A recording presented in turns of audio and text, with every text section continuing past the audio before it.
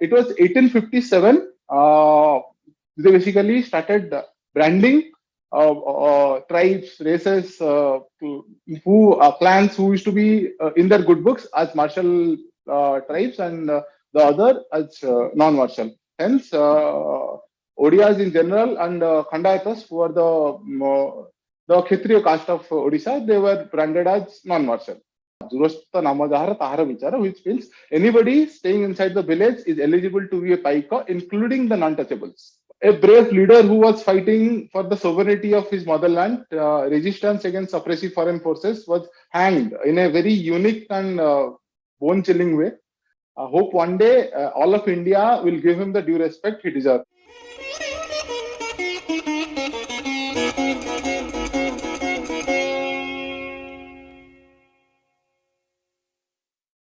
Namaskar everyone, Jai Jagannath. My name is Soumya Ranjan Panda, and this is my mail ID, turaniovine@gmail.com. Good, bad, ugly, anything about this presentation, please write back. It really helps. Today's presentation is a continuation of my last talk, Kalinga Sahasika. Hence, this Kalinga Sahasika 2. This is the second part of it. Tales of a non-martial race. What is a non-martial race and how it came into picture, we will see in a while. For this front slide, this is a image of typical Khanda Puja happening in regular Khandayata household in Odisha. I have taken it from a very close friend of mine. This is the Naga, which the character used to see in the Sahijata of Puri. This also symbolized martial legacy of Odiyas, hence I've kept it in my cover page. The background I've kept the wheel of Konarka Chakra, that symbolized time, hence I've kept it. So without losing any further time, let's discuss let's just discuss the background. Today's talk, in our previous talk, we saw the martial legacy of almost 3,000 years. And then today's talk is a fast forward to the colonial rule of India. And we will talk about some significant early Odia contribution to the freedom struggle of India. As you know, we are celebrating Azadi Ka Amrit Mahotsav this year. It is important, I thought, we discuss about such unknown or not so well-known events. Coming to the first slide, tales of valors of Odia Brevas. Martial tales were not new to Odisha. Most of the ancient temple of Odisha are dotted with sculptures like this. This doesn't just talk about the kings or the rulers, but also the legacy, the traditions about foot soldiers, about cavalries, about the elephant soldiers. It talks about them. It depicts them. It talk about various nuances of Odia martial history. Coming to today's presentation, see, as we know, in our last talk we have discussed, during Kapilendra Deva's time, the martial tradition was in zenith. It was one of the most matured and properly managed army of that period in entire Indian subcontinent. Even just like the sculpture is in the temple walls, Odisha's martial traditions have been carried forward through different folk dance forms, different rituals. To name a few, the Paiga dance, Paiga Nrutya, as you say, Paiga Akhada, and then Radapa, Puri Jagaghara, Sahijata tradition, Chhau dance, Khanda Puja, etc., and the Vadi Khela during Dasara. All these are the legacy of that age-old martial tradition.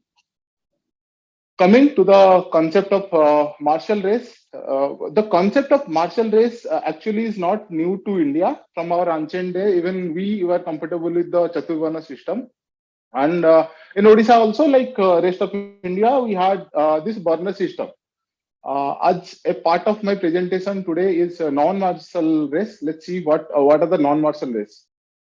In the early colonial rule in India by the British that time company, some region they were easily able to get it, and some they faced fierce resistance. The latter were very cunningly branded as non-martial race because they don't want they were not desiring to see them in their military. General Macmul, a noted lieutenant of that time, has written it in his diary that for the whole of our existence, our means British, for the whole of our existence, existential fabric in our colonies to crumble down like a house of cards, it is only necessary for a feeling to arise among the natives that it is disgraceful to serve the British. And hence, although I mean, it started early in the with the arrival of companies. It was 1857. They basically started branding tribes, races, who clans who used to be in their good books as martial tribes, and the other as non-martial. Hence, Odias in general and Khandayatas, who are the Kshatriya caste of Odisha, they were branded as non-martial.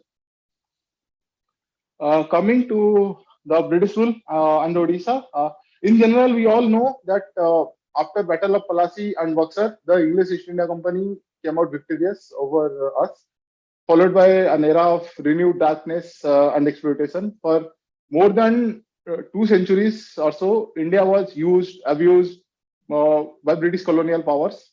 In such situation, it was very natural that resistance to colonial domination would happen in India, and every time against every new form of some atrocity, there was a rebel standing at some corner of India against these foreign powers.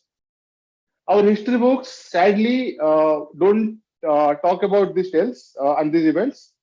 They talk about a few, and then to be honest, even including me, I don't know many of such tales happened in different corners of our country. It is saddening and pathetic. For an example, the revolt of 1857 is usually considered to be the first major revolt against the British. But decades before that, a series of such fierce resistance and upswing had happened in Odisha. Today, we are going to see a small chunk of it.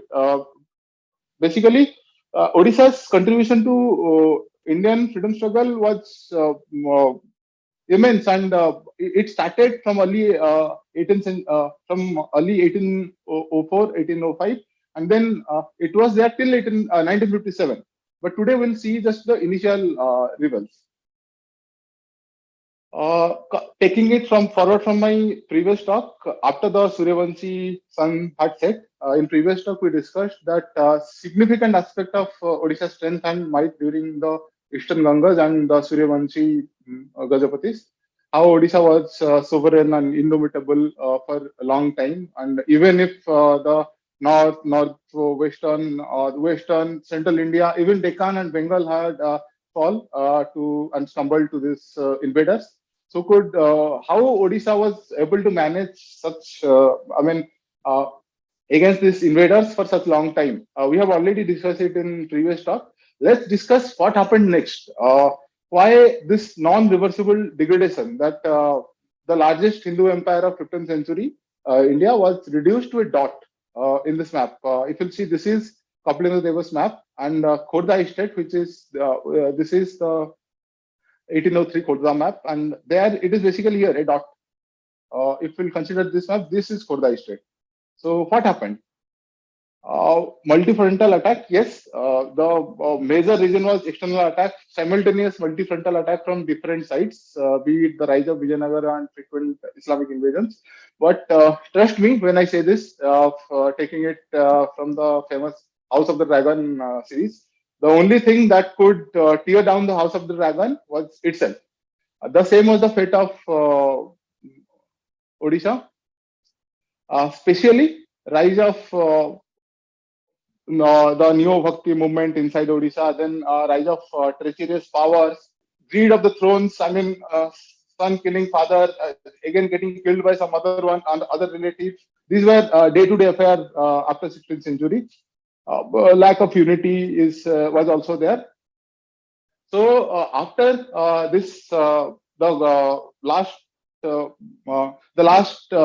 independent Gajapati of Odisha. Since 1568, Odisha had 3 different type of occupation and takeovers. In the past 4th century, Odisha has seen 3 occupations. Number 1, of course, the Islamic rule.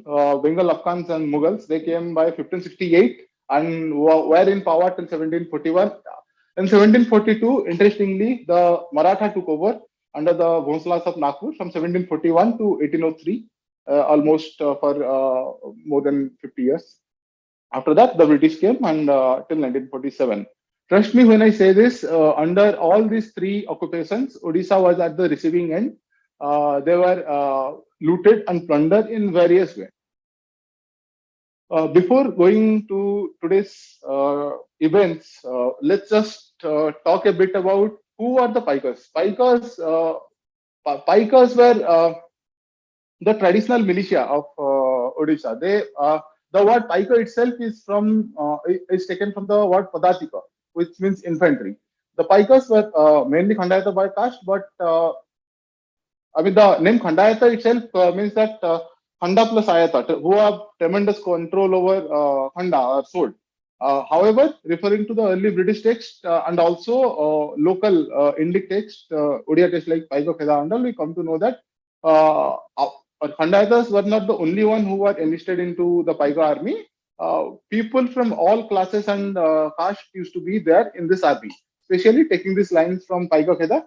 ଅଛବ ହୋଇଲେ ମଧ୍ୟ ନଥିବ ବିଚାର ମାତରକ ଭଇମୂଳ ଆଦେଶ ହିଁ ସାର ଏକ ଘର କରିଥିବ ଗ୍ରାମର ମଧ୍ୟରେ ଗୃହସ୍ଥ ନାମ ଯାହାର ତାହାର ବିଚାର, which means anybody staying inside the village is eligible to be a paika, including the non-touchables. So this was the tradition back then. Coming a bit on how many types of paikas were there. The first of the type are praharis, soldiers who used to guard all crucial locations like forts, armory, etc.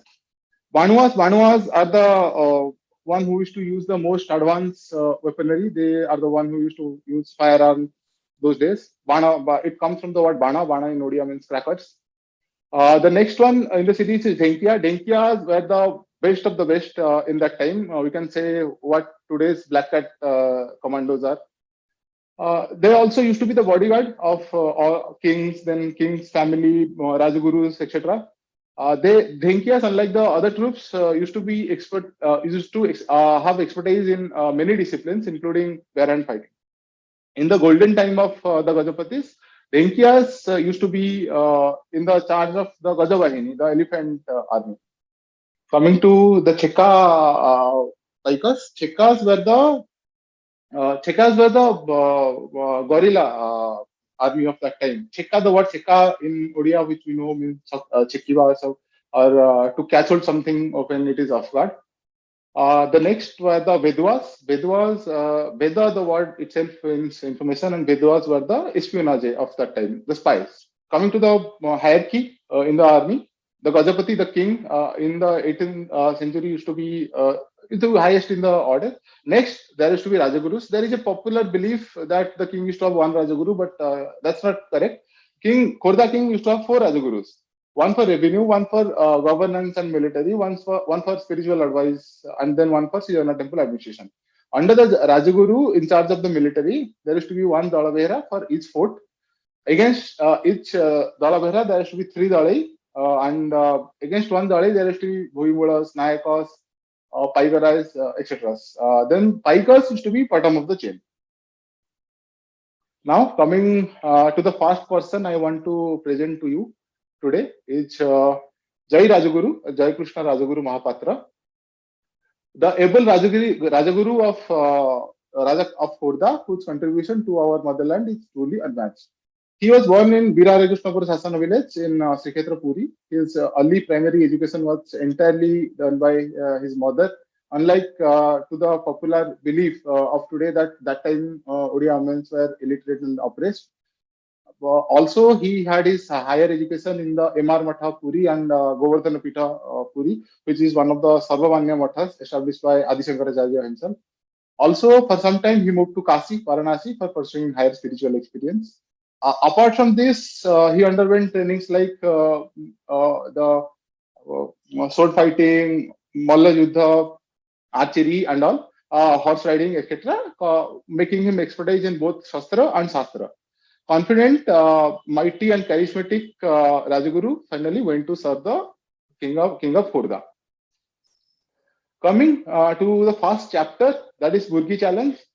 Before going to talk about how the British sneaked in, let's just understand what the situation of Odisha that time, so that we can understand that why the British got an opportunity to sneak in.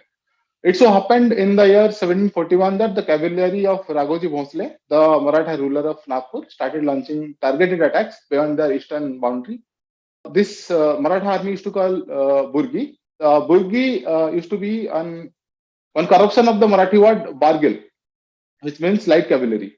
The Burgese were quite infamous in eastern India for their ruthless plunder and infamous activities. Basically, scores of villages were massacred and completely wiped out from the map.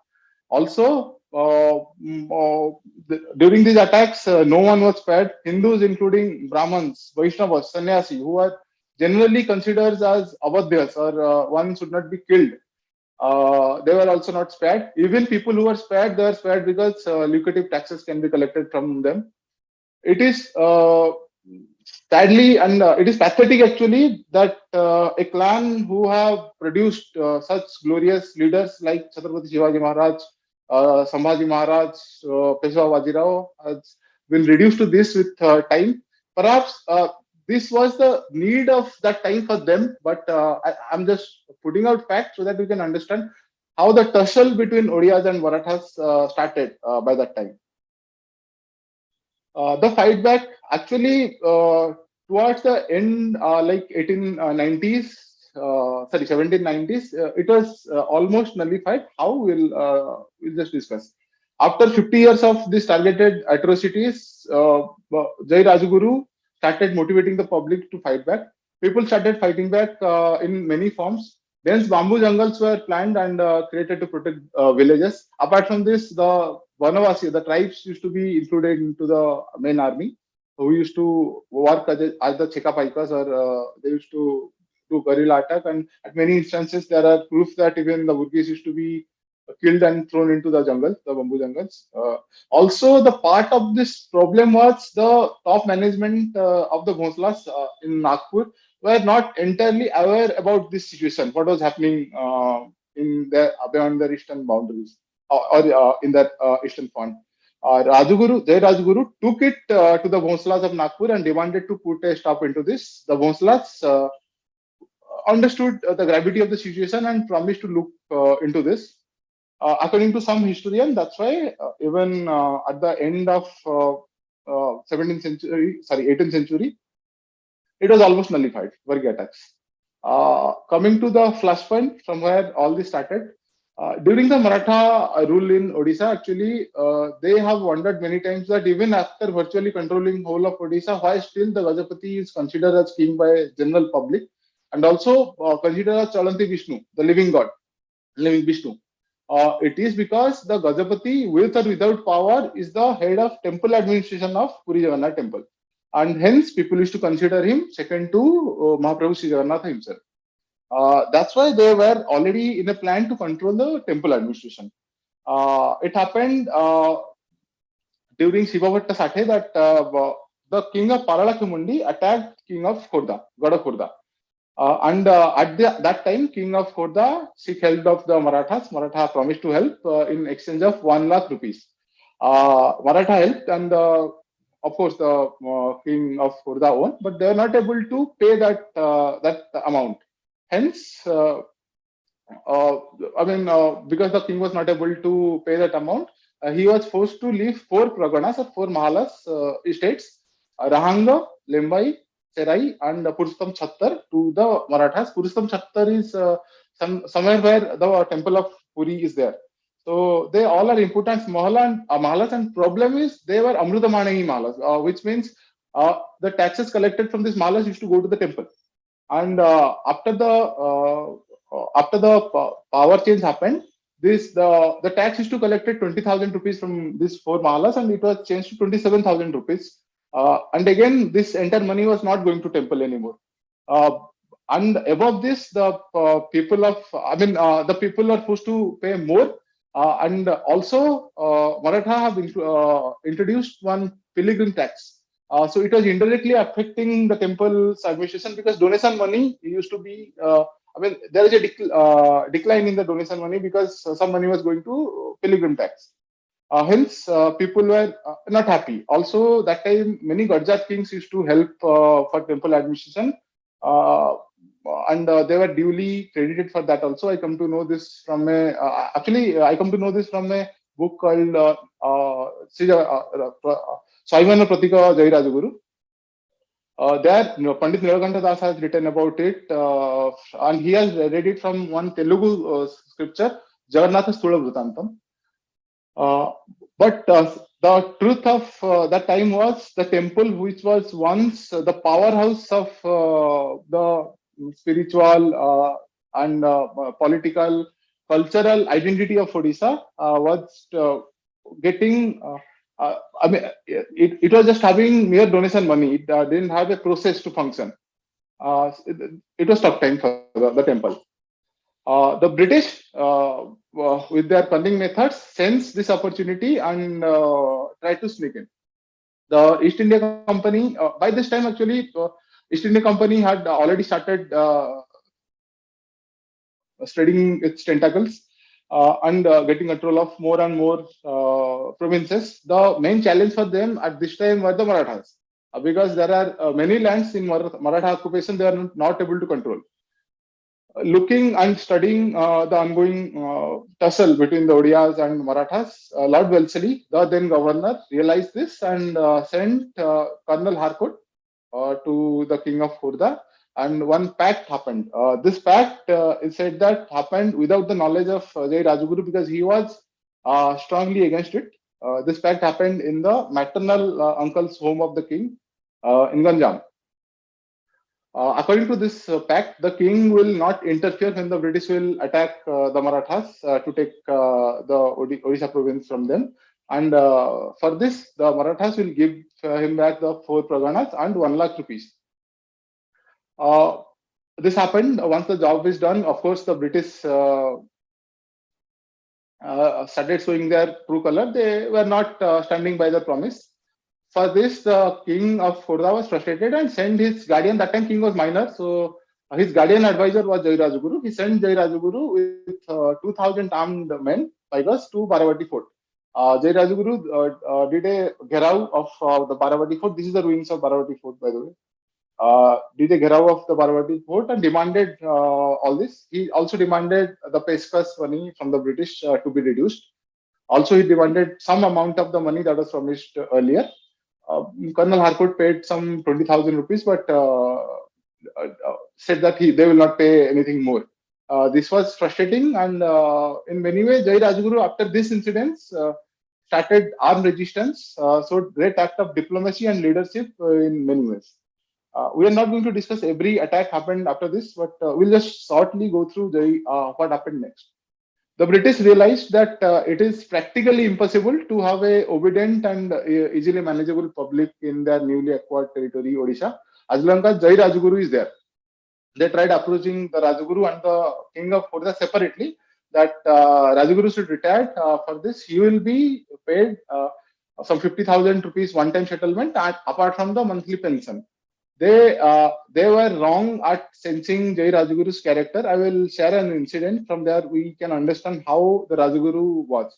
By this time, actually, state of Khurda was. They were also sensing that at some point they have to go to a full-fledged war with British, and then they have started also preparation. State was economically drained. Hence, Jai Rajaguru sold his ancestral estate.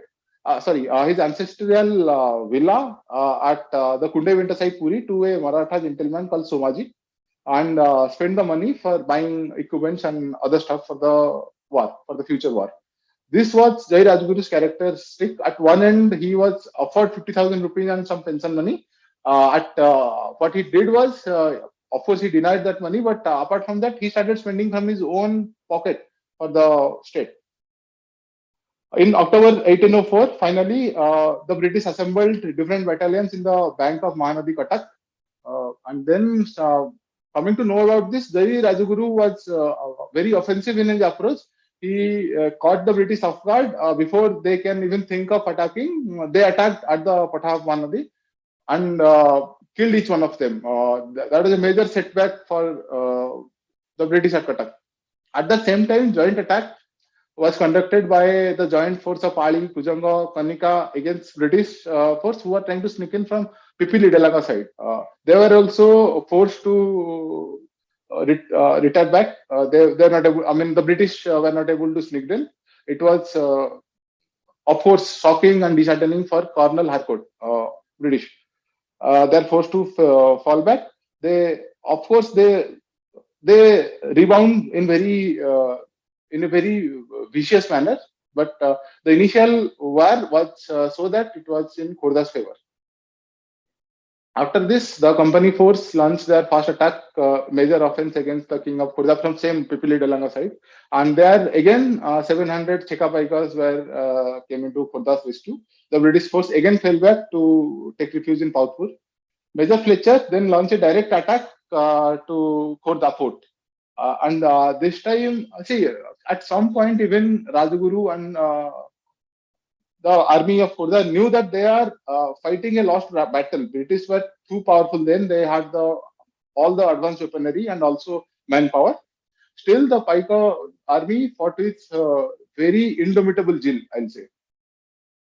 One interesting fact I want to share here. Till end of 20th century, we used to believe that the king tried to escape from the fort and was captured in some nearby jungle. But it was Mr. Bhaskar Mishra, an eminent scholar, historian. He found one letter from the archive of Ganga Mata Matha. This is the letter, which says otherwise. The letter, which is written by Jai Rajaguru himself to the Mathadis of Ganga Mata Matha, which proves that the young king was successfully evaded and was safe way before fall of Khurda.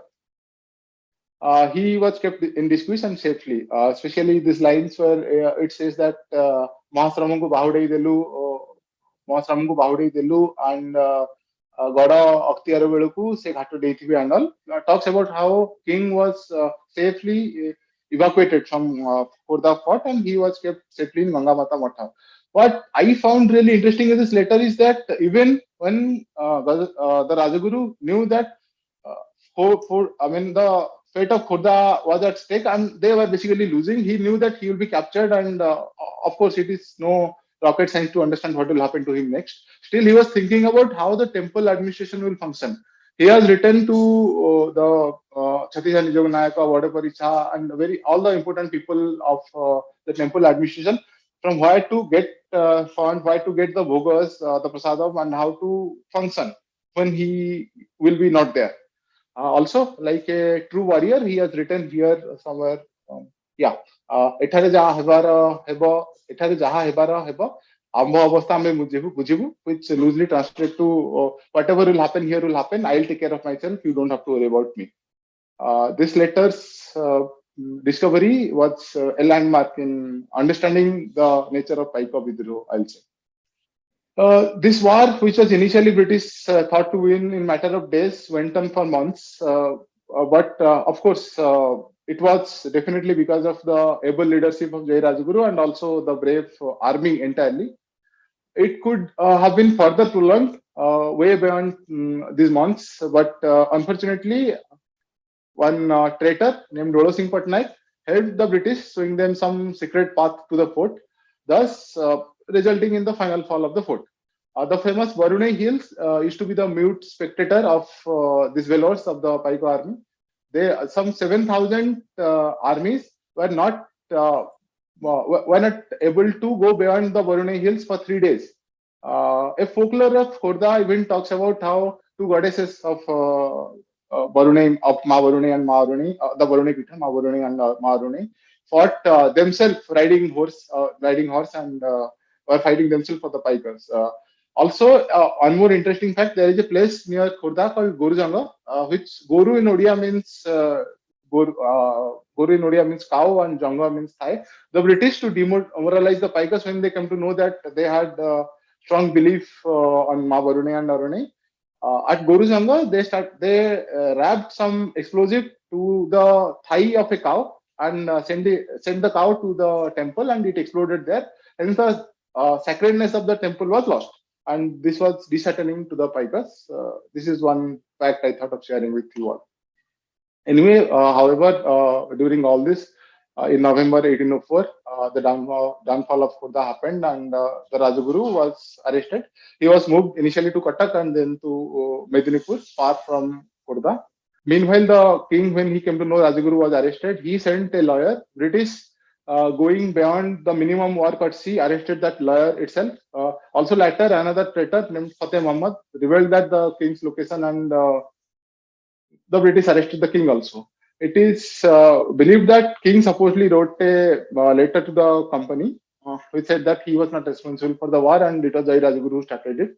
Based on the letter, king was released and Jai Rajaguru was declared guilty and was ordered to be hanged till death. In 6 December 1806, something followed which was horrifying and beyond anyone's imagination. Cruel, disheartening, and unimaginable, I'll say. A brave leader who was fighting for the sovereignty of his motherland, resistance against oppressive foreign forces, was hanged in a very unique and bone-chilling way. The brave, venerable Rajaguru was executed on 6 December 1806 in a manner which was barbaric and inhumane, I'll say, even in those day standards. Here, the executioners tied him upside down by two different opposite branches of two banyan tree. And when the executioner will cut the rope, Jai Rajaguru's body was split into two halves. This is how this is the last chapter of Jai Rajaguru. This is how his death happened. It makes me laugh when I see the sheer hypocrisy of the elite West championing for human rights and war crimes. This is their legacy. This is what they are. And today they are talking about war crimes. That's laughable to me. Often, many critics of Jai Rajaguru says that Jai Rajaguru was invested so much in the war because it would have benefited him personally. Jai Rajaguru lived as a celibate. During the grave time and need of the Khordha state, he even sold his ancestral house. He died protecting the Gajapati and his lineage till the last sense, to the last of his ability. He protected his motherland. I hope one day all of India will give him the due respect he deserves. I'll end his chapter with this famous poem we used to read in our childhood. Kuade bahi jauchi kala, galani kati kete jhala, rahichi ka katha, jaiya pache jiban dela, nuai nahi matha. It's been years, but we still remember that Rajaguru had sacrificed his life rather than bowing his head to the British. After the Guardian left, some pro-British critics also try to compassionately say this is common for entire Indian subcontinent. They used to say that British used to be over-criticized. After all, it was monarchy before the British came. And hence, the life was no less difficult for the common people. So, are such analysis and theories are credible?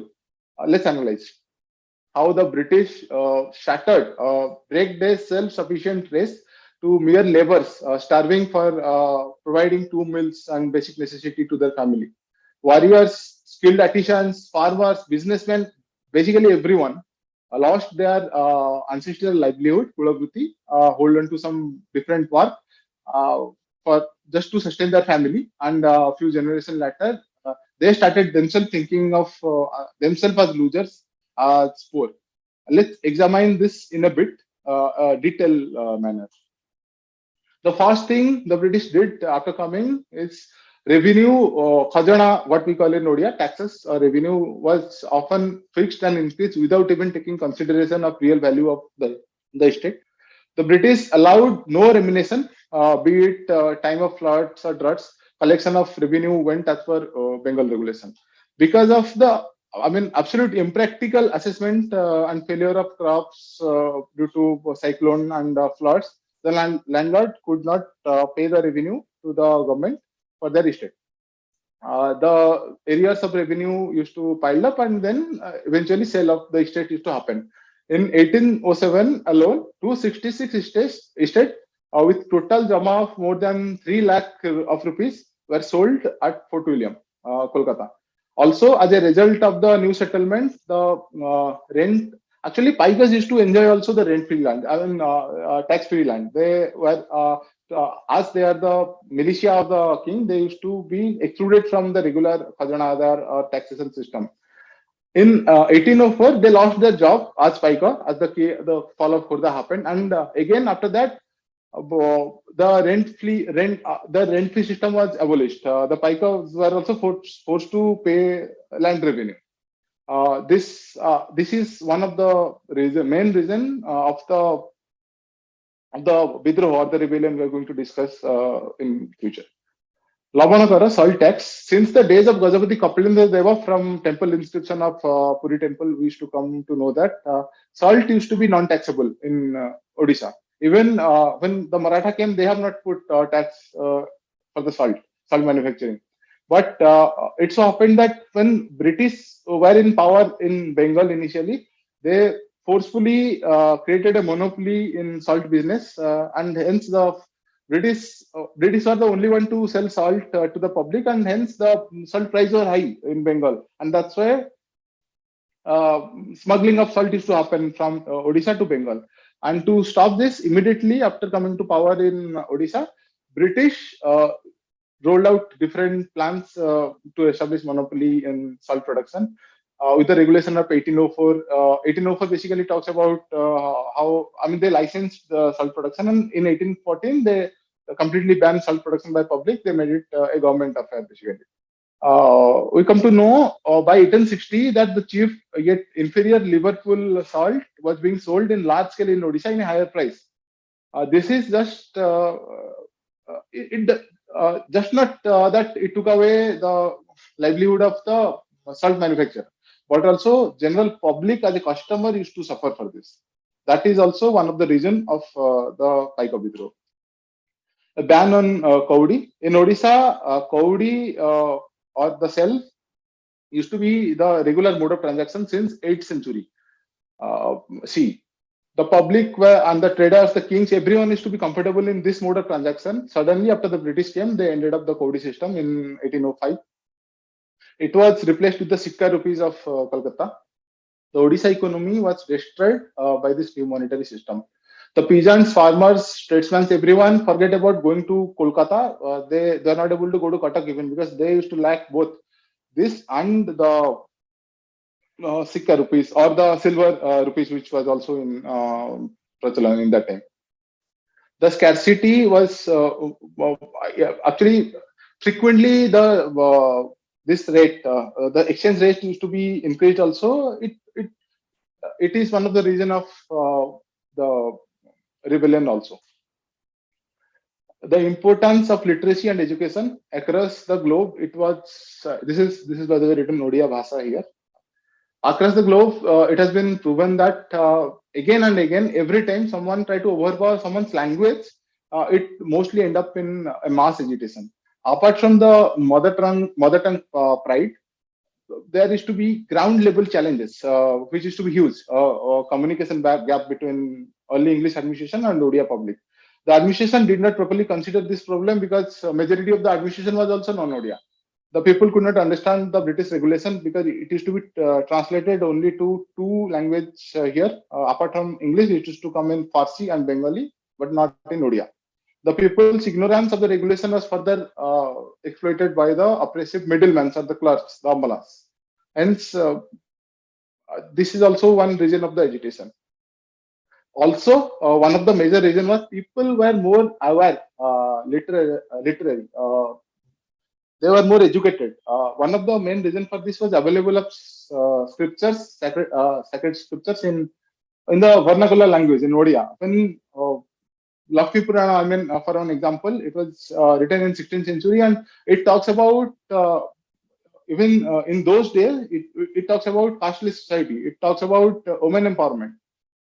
This is a book which even today in Odisha, in every Manavasa Guruvara Margasira month, it should be read with a lot of respect, and it used to be one of the major festival of Odisha. Reputed critics Sri Vijay Chandra Majumdar from the Kolkata University, in his book titled "A Typical Selection of Odia Literature," has mentioned here that no poet of old time enjoys so much popularity. This is his writing, and I quote: no poet of all time enjoys so much of popularity that the poet Jagannath Das does. Jagannath Das was the one who has written Srimad Bhagavata in Odia. There is not a single Hindu village in Odisha where Jagannath Das Bhagavata is not kept and recited daily. When the people come to know that Srimad Bhagavata, which is most sacred of all sacred book, it was within their easy reach. They can read it because it is not anymore in Sanskrit, but in their the language there, it is easy to understand for them. People took it study with uncommon zeal and energy. This is why this is again Mr.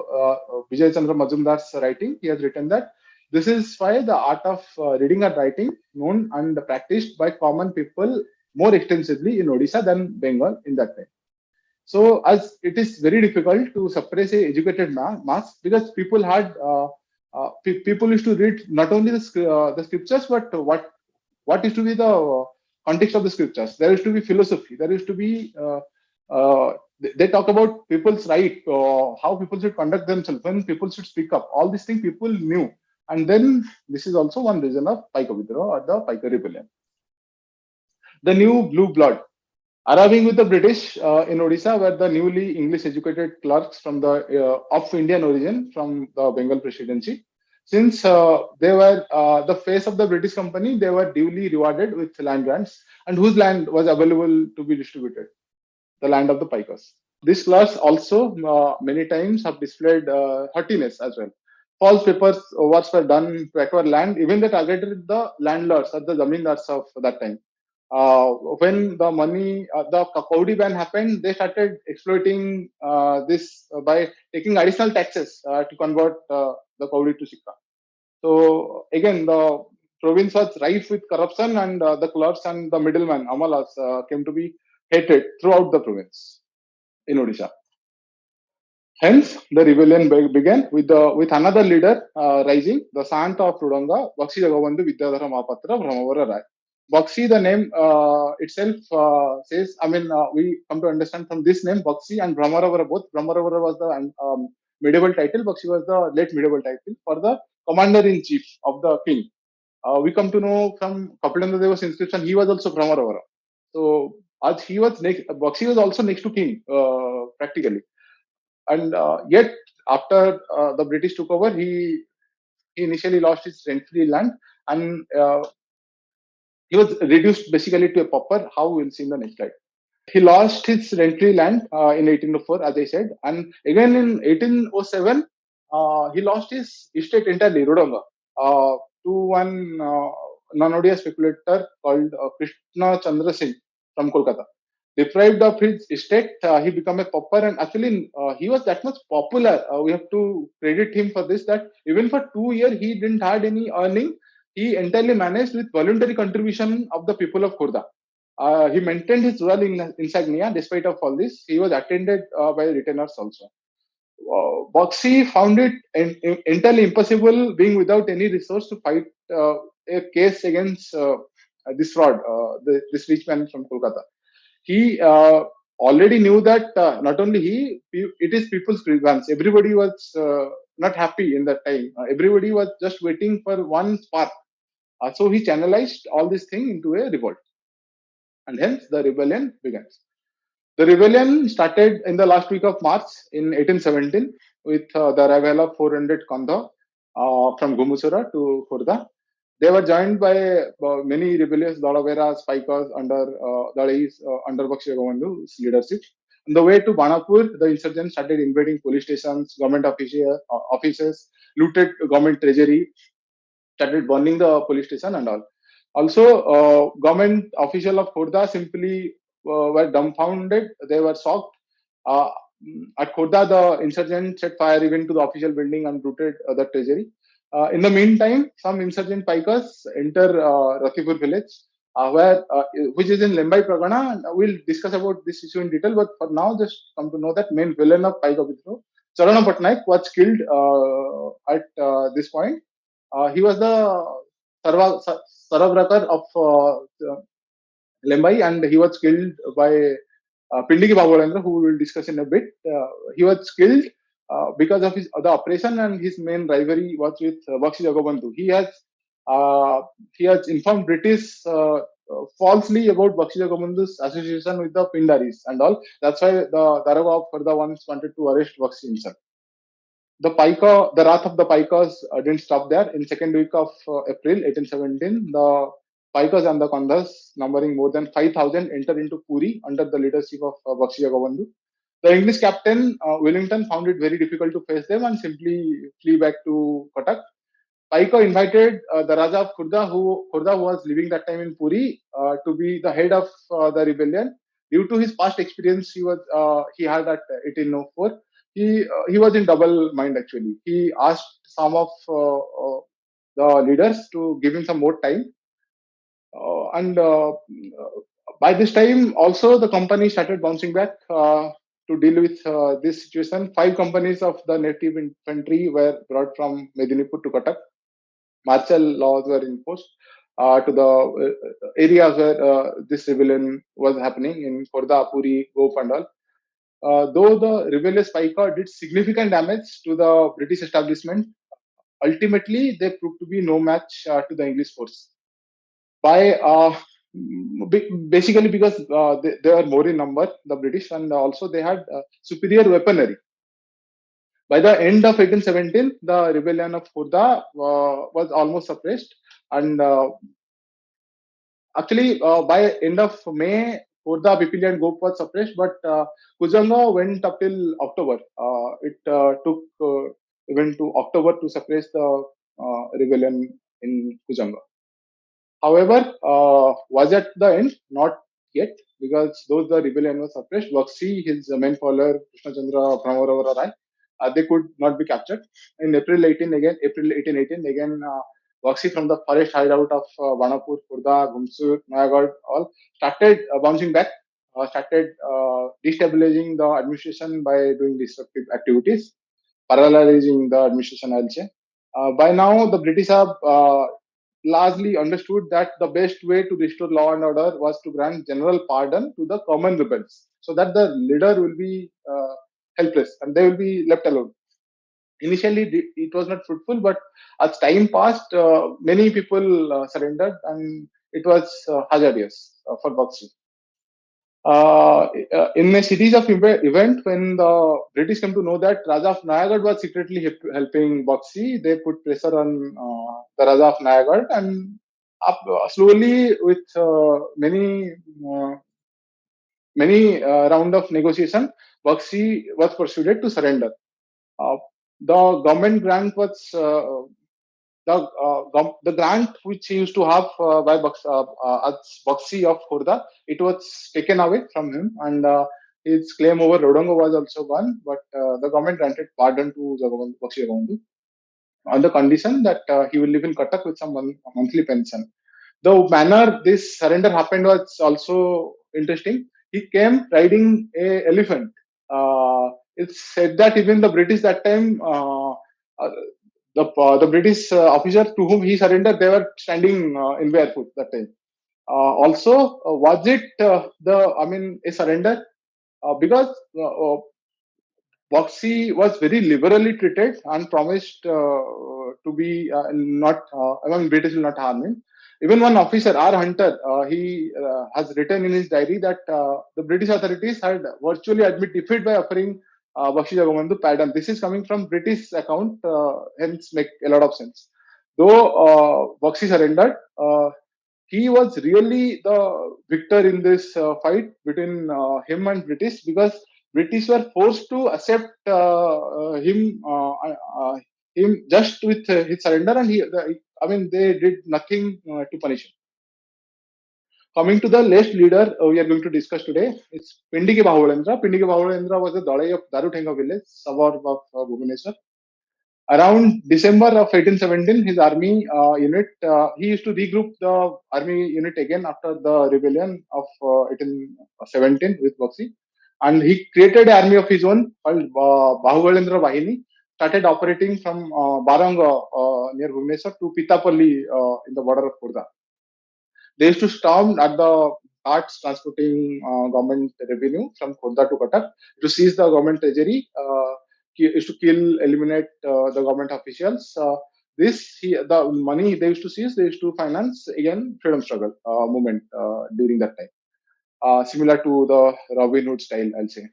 He and his group. One interesting fact about him is there is a old banyan tree near Mendasala, is to known as Khajanamaru Baracha, the tax looting banyan tree. It used to happen that Pindiki Babalendra and his army, his men used to hide behind this big banyan tree in his branches and used to attack the British suddenly and used to kill them. That's why this the name of this Varacha used to be Khajana Maru Varacha.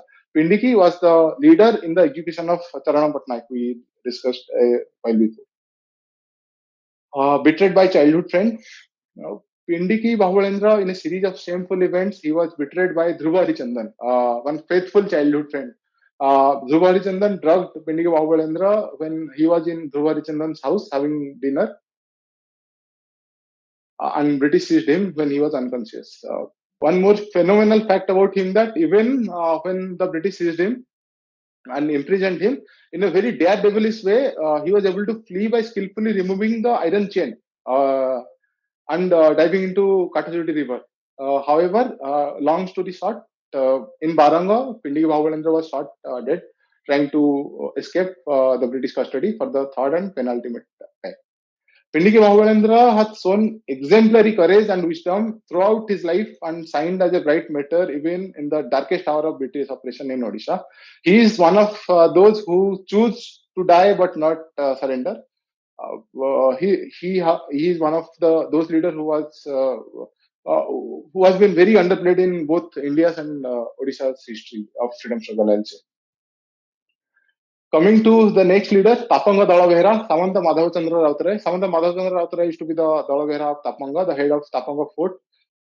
After 1825, he continued resistance again when Bakshi surrendered in 1825, but he continued the resistance against the British Dominion. Tapanga derived from its name from Toppa, which means cannon. Tapangawada used to be the secret arsenal of the Gajapatis. The showdown in Tapanga happened in 23rd May 1827 when a group of government officials and policemen reached Tapanga and forced all the people of Tapanga to pay area of land revenue. After they tried to forcefully enter one woman's house when his husband was not there, she threatened the British to cut them with vegetable cutter, what we call in Odia as paniki.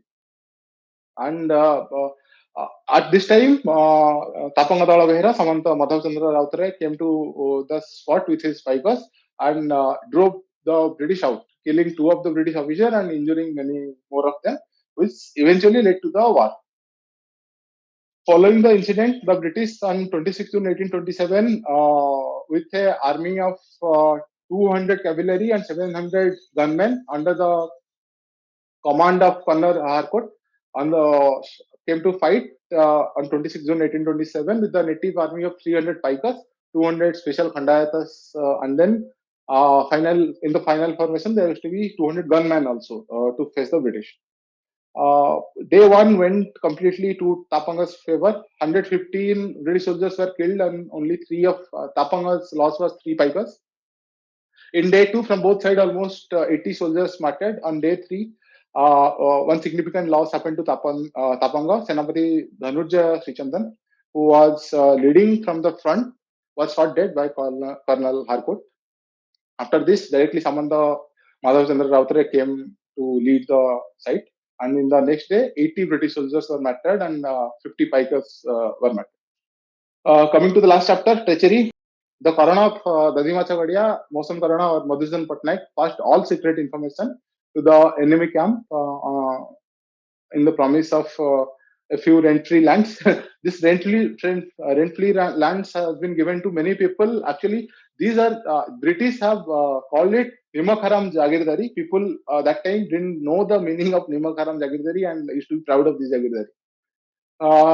Basically, Madhusan Patnaik informed the British about the secret arsenal at Hatia Hills, Hatia Pahada. Also, then the British secretly went up there and seized the arsenal. Also, to demoralize Paika, again here they played their old tactics. They throw some cow bloods into the Hasteswari temple, the Adhishatri Devi of Tapanga. Seeing the temple unsecreted and the arsenal looted, Paikas also lost the Jil. Finally, Madhavchandra Rautrai fled from this battle, escaped just to keep the rebellion alive. He went the surrender that shamed the British. He was after that he was staying with his father-in-law near Chilika, uh, and trying to put up another rebellion with the help of people of Ranpur and Banapur. By that time, a reward of 1,000 rupees was also declared to capture him. Still, it was not helping British. That time, very interesting something happened, which was unheard in any other chapter of history. While roaming alone in the banks of Chilika, Dalavera met a man named Lokatari, who used to be a fisherman.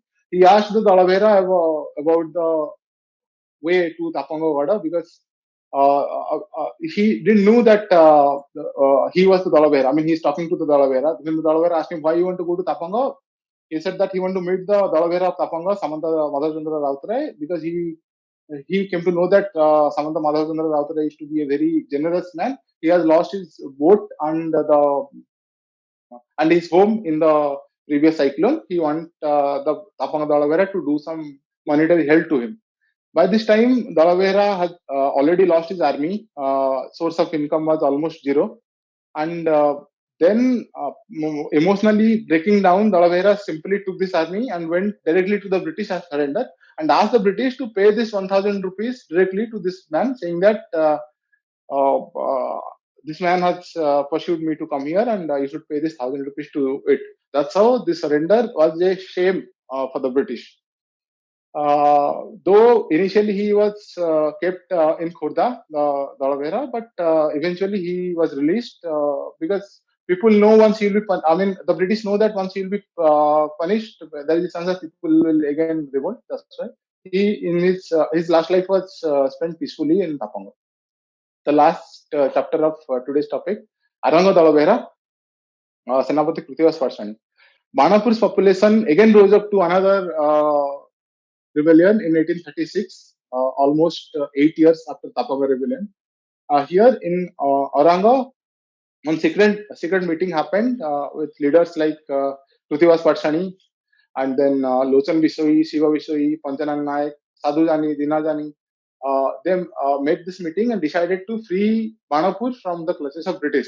Something very interesting happened in this phase of rebellion. British were the single power that time in India, and still this small army of Paikas were able to free Banapur for few days. Of course, few days is not that significant, but freeing it and they have declared Banapur as a separate state, and they have declared its sovereignty. That is really remarkable. So in this meeting, it was decided that Panchanan Naik, in his name, this Bidroh is also known as Panchakhaturi. Panchanan Naik was chosen to be the leader of the rebellion, crowned as king, renamed as Sarana Singh, Raja Sarana Singh. Prithviraj Patshani was declared his minister, prime minister, and also general, the Senapati. That's why Senapati Prithviraj Patshani. And from then, the army in the leadership of Prithviraj Patshani and Sardar Lochan Bisoi, Panchanan Naik, started from Arangwada to Manapur. The Paikas and Dalaveras of surrounding villages also joined, and hundred of rebels assembled near Manapur. On the morning of 5th, that was a Sunday, they gathered in thousand number in Bheteshwar, and then from there they entered Manapur.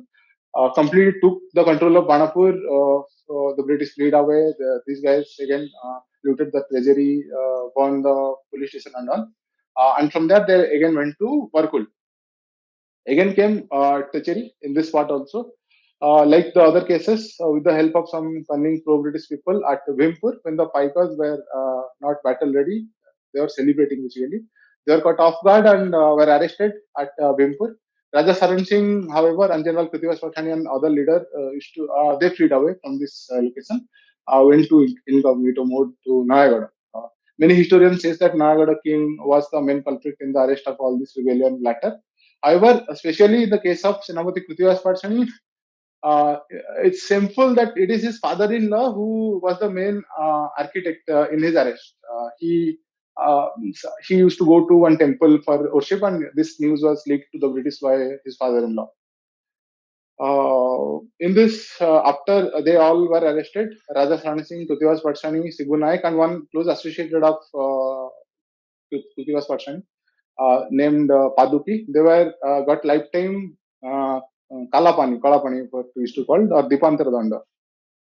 Apart from them, Jalandhar Naik, Sukhdev Das, Nalu Sahu, and many 75 people got various rigorous term imprisonment. Some conciliatory measures were adopted after all this rebellion to lessen the financial burden of the zamindars.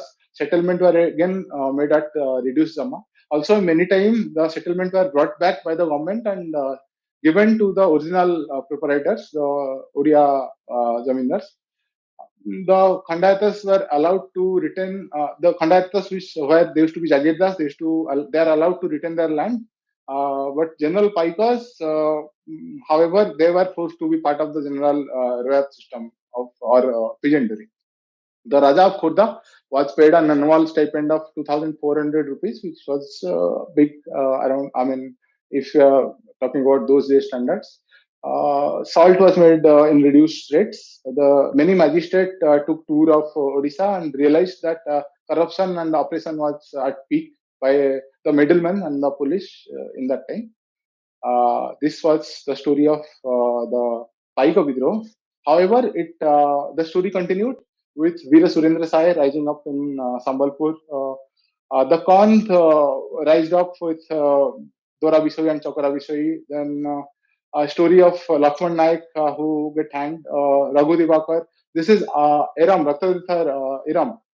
Many we all know about Jallianwala Bagh massacre, but similar incident happened in Iram, which nobody of us know, which is again simple. Lakshmi Panda, who used to be one of the youngest soldier of the Azadi force, Dharanidhar Bhaiya, Chaki Khuntia, coming to again Baji Rauta, who is the youngest martyr in Indian freedom struggle in India. They all kept the rebellion rising and burning till 1947. I will end my talk with this small story. This is a book written by W. Urvik, one non-conformist minister, Irish minister, who was written about his journey in India in 1880s and 1890s. It so happened that he was traveling in the store of Puri Jagannath, as he written. He talked to one onboard officer. He narrated him the story what happened there in a previous encounter. The captain arrested one Hindu. They used to call Indian as Hindu that time. So arrested one common Hindu and asked him to do a salam.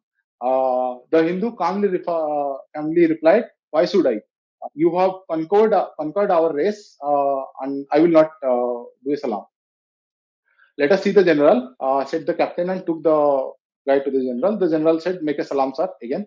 The man still firmly but calmly refused, and the general seized him by his neck, threw him to the ground, worried him in the face, worried his face into the dust, and then ordered 50 lashes. Mr. Urvik write, and I quote, "Thus, by sheer brute force, was this Hindu punished for an for an independence which we should honor in an Englishman."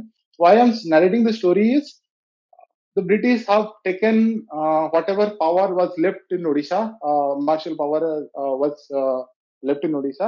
They banned the Odias in particular and Odias in general and Khandayatas in particular to take part in the British army. But what they were not able to take out was this indomitable spirit from eternity to infinity. Yet, they termed Odias as a non-martial race. Few of the books I have referred preparing this talk. Once the video will come out, you can pause it here and take a note. That's all from my side. I will end my talk with this famous line of Paika Kheda by Sri Kanai Champati Rai. "ମଲେ ପଛେ ମରିବା ରଣେ ଆମ ଭଳି ଅଛନ୍ତି ପଣେ ନରକେ ନ ଯିବା ଜାତି ନ ଖାଇବା ଯେବେ ଜନମ ସେହୁ ମରଣ କାହିଁକି ଛାର ଏ ମରଣେ ଡର ବୀରବର ଜୟ ଜୟ ତୁ ଜଗତ ଠାକୁରରେ Birabar." Even if we die, there are many like us to protect this motherland. We are not going to choose cowardness over death. Cowardness lead us and our entire clan to hell. Where there is a birth, there is a death. So the death is certain. Why to be afraid of this certain death? Over a what? Glory to Mahaprabhu Shri Jagannath. Dhanyavad. Thank you. I hope I was able to do justice to this brave hearts I discussed today. I will be awaiting for your feedback. Thank you.